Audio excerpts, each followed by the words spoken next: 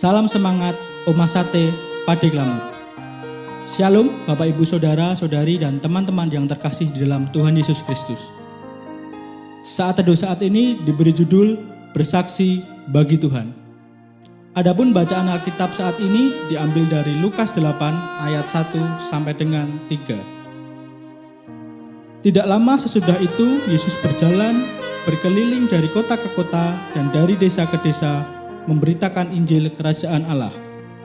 Ke-12 muridnya bersama-sama dengan dia, dan juga beberapa orang perempuan yang telah disembuhkan dari roh-roh jahat atau berbagai penyakit, yaitu Maria yang disebut Magdalena yang telah dibebaskan dari 7 roh jahat, Yohana istri Kuza, bendahara Herodes, Susana, dan banyak perempuan lain. Perempuan-perempuan ini melayani rombongan itu dengan kekayaan mereka. Bacaan saat ini menyadarkan kita bahwa kita selalu dituntun dan diberkati Tuhan. Ketika kita mendapat berkat rezeki, berkat kesembuhan, berkat kebahagiaan. Setelah mendapatkan berkat itu, semoga kita melanjutkan berkat itu dengan kata lain, bersaksi bagi Tuhan. Seringkali kita sakit, kita mohon kesembuhan. Tetapi kalau kita sudah sembuh, terkadang kita lupa bersyukur bahwa sembuh itu adalah berkat dari Tuhan. Semoga setiap pengalaman kesembuhan yang kita alami sungguh menjadi renungan untuk kita.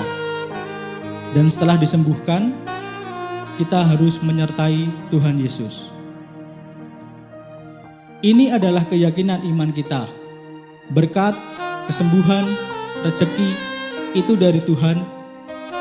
Dan ketika kita mendapatkan berkat itu, kita didorong Tuhan untuk menyertainya dan menjadi pribadi yang mau bersaksi bagi Tuhan. Lalu kita harus bersaksi di mana? Bersaksi di tempat di mana kita berdiri saat ini. Ketika kita berdiri sebagai seorang karyawan pabrik, kita harus bersaksi di tempat kerja kita. Ketika kita berdiri sebagai seorang anak sekolah, kita harus bersaksi di tempat kita sekolah.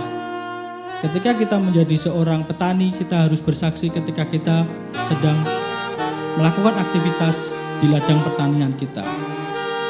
Di mana kita berdiri, mari bersaksilah tentang Tuhan Yesus. Kebaikan Tuhan sangat baik untuk kita. Pasti akan bermakna ketika kita menjadi saksinya, dan hidup kita akan menjadi terang bagi banyak orang. Menjadi karyawan swasta di sebuah pabrik adalah salah satu contoh kegiatan kita bisa bersaksi bagi Tuhan. Contoh kita bersaksi ketika kita berada di tempat kerja kita, yaitu kita harus selalu semangat ketika kita bekerja. Kita harus selalu semangat ketika kita mengalami sebuah permasalahan ataupun kegagalan yang kita alami di tempat kerja kita. Kita harus menjadi pribadi yang penuh kasih kepada setiap orang rekan kerja kita, atasan kita.